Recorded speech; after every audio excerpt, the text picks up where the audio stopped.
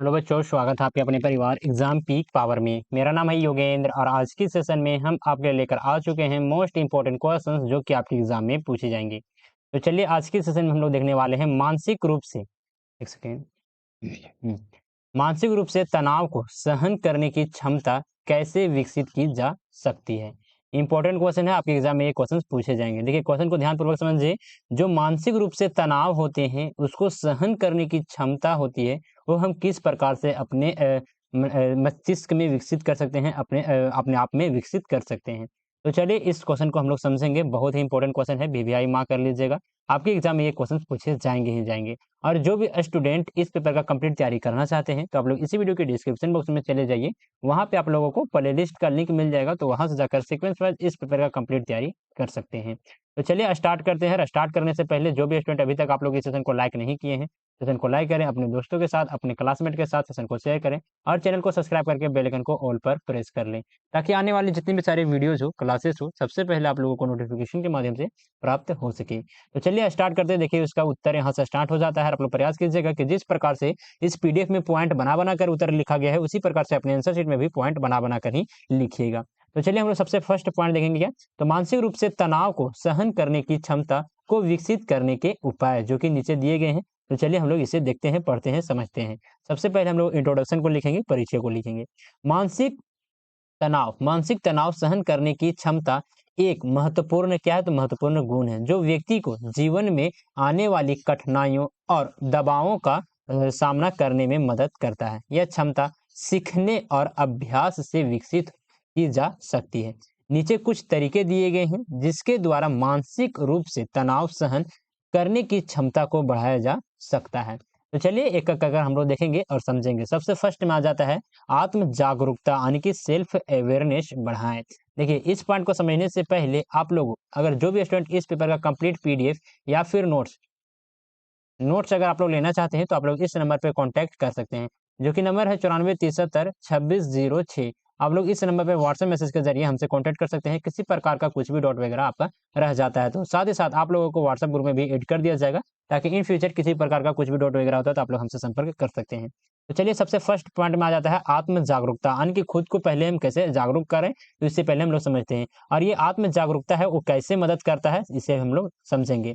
तो आत्म जागरूकता का मतलब है अपनी भावनाओं, विचारों और शारीरिक शारीरिक प्रतिक्रिया को समझना।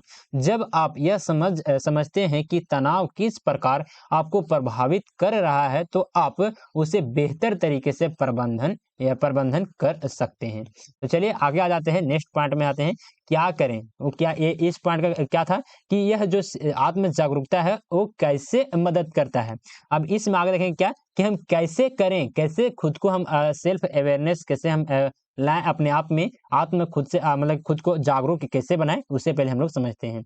तो नियमित रूप से अपनी भावनाओं पर ध्यान दें और उन्हें स्वीकार करें। अपनी प्रतिक्रिया को समझने के लिए आत्म विश्लेषण करें, यानी खुद को क्या करना है, तो विश्लेषण करना है, खुद को आकलन करना है। जा जर्निंग या मीडे मेडिटेशन जर्निंग जा एक सेकंड जॉग अरे यार जॉर्निंग और मेडिटेशन से आत्म जागरूकता बढ़ सकते हैं।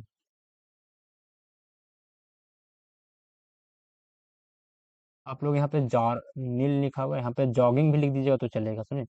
चलिए आगे आ जाते हैं, नेक्स्ट पॉइंट आ जाता है, पॉइंट नंबर 2 में समझेंगे नकारात्मक सोच विकास करें। नकारात्मक सोच विकास किस प्रकार से होता है, सॉरी नकारात्मक सॉरी सॉरी सॉरी सकारात्मक सोच विकास कैसे करें, यानी कि डेवलप पॉजिटिव थिंकिंग किस प्रकार से होता है। हम लोग ये जो सकारात्मक सोच है अगर विकास करते हैं अपने आप में, तो किस प्रकार से ये मदद करता है, तो इसे हम लोग पहले देखेंगे।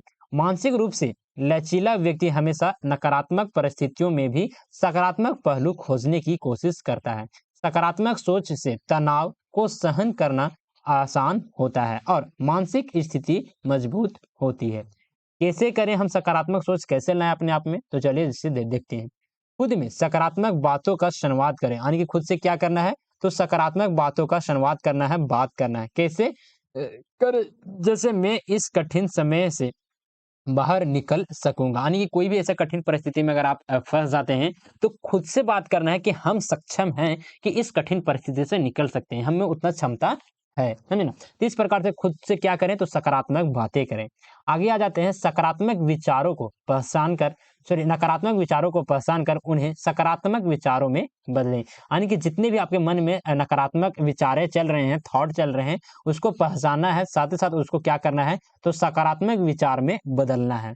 आगे देखेंगे, सकारात्मक व्यक्ति और दृष्टिकोण को बढ़ावा देने के लिए प्रेरक किताबें या फिर उदाहरण पढ़ें। चलिए आगे आ जाते हैं, नेक्स्ट में आ जाता है समस्या समाधान कौशल। समस्या समाधान कौशल का विकास करें, कहने का मतलब कि प्रॉब्लम सॉल्विंग स्किल का विकास कैसे हम लोग कर सकते हैं या फिर डेवलप कैसे कर सकते हैं। तो चलिए ये कैसे मदद करता है, हमारे जीवन में किस प्रकार से मदद करता है, इसे हम लोग देखते हैं। जब आप समस्याओं का समाधान के दृष्टिकोण से देखते हैं, तो आप तनाव का सामना करते हुए स्थिति को नियंत्रित कर सकते हैं। समस्या समाधान कौशल तनाव को कम करता है, क्योंकि आप समस्याओं को असंभव नहीं बल्कि चुनौती के रूप में देखते हैं। ये कैसे करें? समस्याओं को छोटे-छोटे हिस्सों में क्या करें, तो विभाजित करें। प्रत्येक विकल्प पर विचार करें और उससे उचित समाधान चुनें। नेक्स्ट में आ जाता है क्या? तो निर्णय लेने से पहले पूरी जानकारी एकत्रित कर लें। यानी कि कोई भी अगर निर्णय ले रहे हैं, तो उसको क्या करना है, तो पूरी जानकारी आपको एकत्रित करना है। चलिए आगे आ जाते हैं, नेक्स्ट पॉइंट आ जाता है, पॉइंट नंबर 4 में समझेंगे, सामाजिक समर्थन प्राप्त करें। सामाजिक समर्थन कहने का मतलब है कि सीक सोशल सपोर्ट कैसे मदद करता है, जो सामाजिक समर्थन है वो किस प्रकार से मदद करता है। तो आप जब आप मुश्किलों का सामना कर रहे होते हैं, जब आप किसी भी मुश्किलों का अगर सामना कर रहे होते हैं, तो दूसरों से प्राप्त करना मानसिक सहनशीलता को बढ़ाता है। परिवार, दोस्त या फिर सहकर्मियों का समर्थन आपको तनाव से उभरने में मदद कर सकता है। आगे आ जाते हैं, कैसे करें, तो अपने करीबी रिश्तों को मजबूत बनाएं और समय-समय पर उससे बात करें। आपके जितने भी करीबी रिश्ते हैं, उसको क्या करना है, तो आपको मजबूत बनाना है। और कभी-कभी जब भी आप मुश्किल परिस्थिति में पड़ जाते हैं, तब उस टाइम क्या करना है, उस टाइम समय-समय पर आपको क्या करना है, उनसे बात करना है। अपने अपना जो भी मुश्किल है, उससे साझा करना है, उससे मदद माँगना है।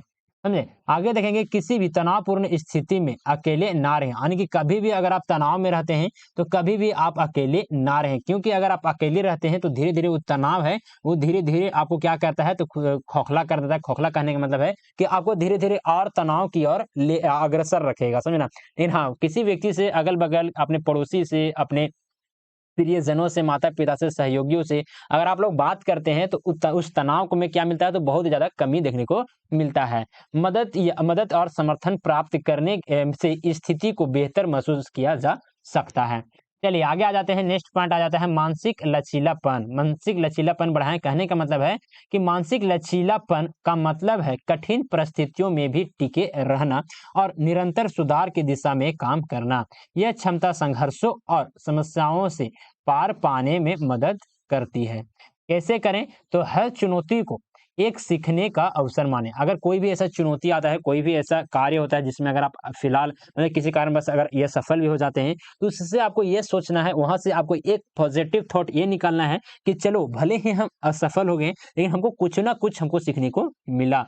तो इस प्रकार से हर एक चुनौतियों से एक कुछ ना कुछ आपको सीखने का अवसर को वहाँ पे समझना पड़ेगा, देखना पड़ेगा। विफलताओं को अंत नहीं बल्कि एक कदम और आगे बढ़ाने का मौका माने। यानी कि अगर कोई भी विफलता हो जाते हैं, तो उसको आपको अंत नहीं मान लेना है, बल्कि एक कदम और आगे बढ़ाने का मौका आपको मानना है कि चलो हम विफल हो गए, उसको हम लोग अंत नहीं मानेंगे, एक कदम और हम आगे बढ़ाएंगे, तो शायद में भी हम फिर से सफल हो सकते हैं। समझ रहे? तो इस प्रकार का आप लोगों को पॉजिटिव थॉट अपने दिमाग में, अपने माइंड में आप हमेशा लाने का प्रयास करते रहना चाहिए।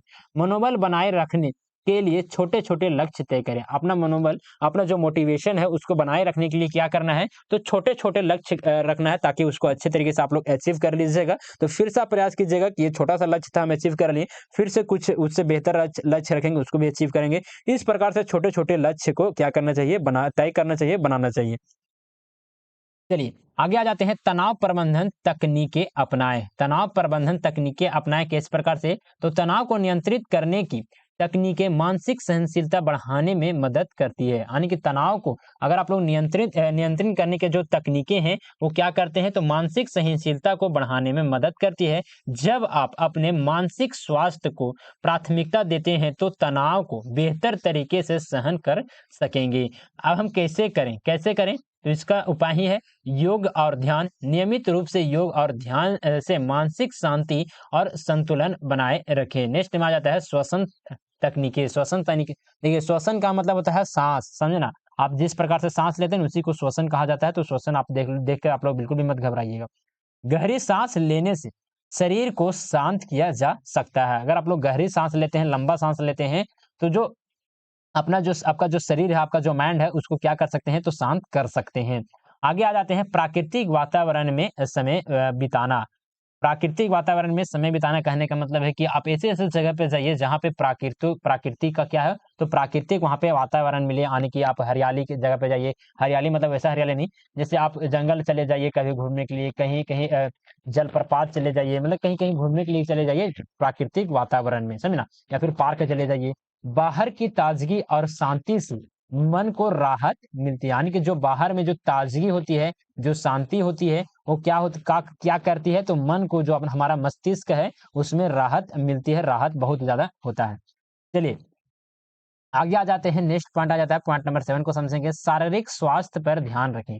अपना जो शारीरिक स्वास्थ्य है उस पर भी क्या करना है, तो ध्यान देना है। Take care of physical health कैसे मदद करता है, तो शारीरिक स्वास्थ्य और मानसिक स्वास्थ्य एक दूसरे से जुड़े होते हैं। जो हमारा शरीर का स्वास्थ्य होता है और जो में हमारा मानसिक का स्वास्थ्य होता है, वो दोनों क्या होते हैं, तो एक दूसरे से जुड़े होते हैं, अटैच होते हैं। यदि आपका शरीर स्वस्थ होता है तो मानसिक रूप से भी आप अधिक सशक्त होते हैं।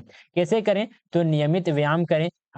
व्यायाम से शरीर में एंडोर्फिन का उत्पादन बढ़ता है, जो तनाव को क्या करता है, तो कम करता है। स्वस्थ आहार लें कहने का मतलब है कि एक संतुलित आहार मानसिक स्पष्टता और ऊर्जा प्रदान करती है। पर्याप्त नींद लें, तो नींद की कमी मानसिक थकावट और तनाव को बढ़ा सकती है, इसलिए अच्छी नींद लेना क्या है, तो आवश्यक है। नेक्स्ट पॉइंट में आ जाते हैं, पॉइंट नंबर 8 में समझेंगे अनुकूलन क्षमता विकसित करें। कैसे मदद करता है, तो जीवन में यह निश्चितताएं और बदलाव आते रहते हैं। जब आप इन परिवर्तनों के साथ तालमेल बैठा लेते हैं तो तनाव सहन करना आसान होता है। कैसे करें, तो अपने दृष्टिकोण को लचीला रखें और बदलती परिस्थितियों के अनुसार अनुकूलित रहें। अनावश्यक तनाव से बचने के लिए परिस्थितियों को स्वीकार करें और समायोजन करें। नेक्स्ट में आ जाते हैं, नेक्स्ट पॉइंट आ जाता है, पॉइंट नंबर 9 में देखेंगे समय का प्रबंधन करें। समय का प्रबंधन करें कैसे मदद करता है, तो समय प्रबंधन से काम के दबाव और समय की कमी होने वाला तनाव को कम करता है। यानी कि जो अगर आप समय प्रबंधन करते हैं तो क्या होता है, समय प्रबंधन करते हैं तो जो काम का दबाव होता है, साथ ही साथ अगर समय की जो कमी होती है, इससे होने वाले तनाव को हम कम कर सकते हैं। जब आप समय का सही तरीके से उपयोग करते हैं तो कामों को दबाव किए बिना मतलब दबाव कामों को दबाव में किए बिना आसानी से पूरा कर सकते हैं। चलिए आगे आ जाते हैं, कैसे करें, तो प्राथमिकता तय करें, यानी कि कौन सा ऐसा कार्य है जो कि हमको सबसे पहले करना चाहिए, सबसे महत्वपूर्ण कार्य पहले करें। यही हो जाएगा क्या, तो प्राथमिकता तय करें अपना कार्य में, है ना। समय सीमा निर्धारित करें, कार्यों के लिए सीमित समय तय करें ताकि आप दबाव में ना आए। कहने का मतलब है कि आप जैसे दिन भर का शेड्यूल होता है कि हमको 2 घंटा पढ़ना है, 2 घंटा में हमको इधर-उधर घूरना है, 1 घंटा बात करना है, फिर 2 घंटा पढ़ना है। तो इस प्रकार से क्या करें, तो समय का निर्धारित करें, समझे ना। आगे आ जाते हैं, विश्राम का समय निकालें। क्या करें, तो विश्राम का भी समय निकालें। विश्राम कहने का मतलब है कि आराम, समझे ना। काम काम के बीच में छोटे-छोटे क्या करना चाहिए, तो ब्रेक लेकर मानसिक थकावट से बचें। क्या करना चाहिए, देखिए अगर आप लोग पढ़ रहे हैं तो ऐसा नहीं कि लगातार अगर आप दिन भर में 8 आवर पढ़ रहे हैं, तो 8 आवर आप लोग सीधे क्या कर रहे हैं, तो 1 बजे से समझिए 8 बजे तक लगातार पढ़ रहे हैं, समझे ना? ऐसा नहीं करना है। आपको क्या करना है, तो इसके बीच में थोड़ा-थोड़ा क्या करना है, तो 5-10 मिनट, आधा घंटा का क्या करना है, तो ब्रेक लेना है। समझे? इसी प्रकार से आप लोग को क्या मतलब कि 8 घंटा हो, जब भी हो, आप लोग कितना भी घंटा को पढ़ सकते हैं। लेकिन हाँ, वही 1-1 घंटा या फिर 2-2 घंटा के बाद 5-10 10 मिनट का 20 मिनट का आपको ब्रेक लेना क्या होता है तो ज़रूरत होता है, ताकि जो आपका मानसिक थकावट है वो कम हो सके। चलिए नेक्स्ट में आ जाते हैं। नेक्स्ट पॉइंट में देखेंगे आत्म देखभाल, सेल्फ केयर पर ध्यान दें। कैसे मदद करता है? तो आत्म देखभाल से व्यक्ति की मानसिक और शारीरिक स्थिति मजबूत रहती है, जिससे तनाव को सहन करने की क्षमता क्या होती है तो बढ़ती है। कैसे करें? तो अपनी अपनी पसंदीदा गतिविधियों से समय बचाएं। एक सेकंड, अपनी पसंदीदा गतिविधियों में क्या करें तो समय बचाएं, यानी कि जो आपका मनपसंद वाले चीज कोई भी गतिविधियां होता है उनके लिए क्या करना चाहिए तो समय बचाना चाहिए। साथ ही साथ जैसे संगीत सुनना, किताब पढ़ना या शौक पूर्ण काम करना। चलिए आगे आ जाते हैं। तनाव से बाहर आने के लिए खुद के लिए समय निकालें। अगर आप तनाव में हैं तो उससे अगर आप लोग बाहर आना चाहते हैं तो क्या करें तो खुद के लिए क्या करना है तो समय निकालना है, टाइम निकालना है। अब चलिए आ जाते हैं निष्कर्ष को समझेंगे। निष्कर्ष मोस्ट इंपॉर्टेंट पॉइंट हो जाता है। और निष्कर्ष बताने से पहले आप लोगों से एक छोटी सी रिक्वेस्ट है कि अभी तक आप लोग इस सेशन को लाइक नहीं किए हैं तो सेशन को लाइक करें, अपने दोस्तों के साथ, अपने क्लासमेट के साथ सेशन को शेयर करें और चैनल को सब्सक्राइब करके बेल आइकन को ऑल पर प्रेस कर ले, ताकि आने वाले जितने भी सारे वीडियोज हो, क्लासेस हो, सबसे पहले आप लोगों को नोटिफिकेशन के माध्यम से प्राप्त हो सके। साथ ही साथ जो भी स्टूडेंट इस पेपर का कंप्लीट पीडीएफ या फिर नोट्स अगर आप लोग लेना चाहते हैं तो आप लोग इस नंबर पे कांटेक्ट कर सकते हैं, जो कि नंबर है 94 73 26 06। आप लोग इस नंबर पे व्हाट्सएप मैसेज के जरिए हमसे कांटेक्ट कर सकते हैं, किसी प्रकार का कुछ भी डाउट वगैरह आपका रहता है तो। साथ ही साथ टेलीग्राम चैनल को भी ज्वाइन करना बिल्कुल भी मत भूलिएगा। टेलीग्राम चैनल का लिंक आपको इसी वीडियो के डिस्क्रिप्शन बॉक्स में प्रोवाइड करवा दिया गया है। तो देखेंगे निष्कर्ष में क्या लिखेंगे तो मानसिक रूप से तनाव को सहन करने की क्षमता विकसित करने के लिए शारीरिक और मानसिक रूप से स्वस्थ रहना, सकारात्मक दृष्टिकोण अपनाना, तनाव प्रबंधन तकनीकों का उपयोग करना और सामाजिक समर्थन प्राप्त करना आवश्यक है। समय के साथ इन उपायों का पालन करके व्यक्ति अपने मानसिक तनाव को बेहतर तरीके से संभाल सकता है और जीवन की चुनौतियों का सामना कर सकता है। तो चलिए आप लोगों को ये सेशन कैसा लगा प्लीज आप लोग हमें कमेंट के माध्यम से अपना फीडबैक जरूर दीजिएगा। और यहाँ पर देखिए बहुत सारा जो कि कंटेंट तैयार कर लिया गया है, तो इसी प्रकार से आप लोगों को सीक्वेंस वाइज इस पेपर का कंप्लीट तैयारी करवा दिया जाएगा। तो अगर आप लोग सीक्वेंस वाइज इस पेपर का कंप्लीट तैयारी करना चाहते हैं बेहतर तरीके से, तो आप लोग इसी वीडियो के डिस्क्रिप्शन बॉक्स में चले जाइए, वहाँ पे आप लोगों को क्लास प्लेलिस्ट का लिंक मिल जाएगा, तो वहां से जाकर आप लोग सीक्वेंस वाइज इस पेपर का कंप्लीट तैयारी कर सकते हैं। किसी प्रकार का कुछ भी डाउट वगैरह होता है तो आप लोग नंबर पे कांटेक्ट कर सकते हैं। इस नंबर पे आप लोग कांटेक्ट कीजिए, आप लोग को सारा डाउट क्लियर किया जाएगा। तो चलिए सेशन को यहीं पर एंड अप करते हैं, मिलते हैं आप लोग से अगले सेशन में, तब तक के लिए जय हिंद, वंदे मातरम।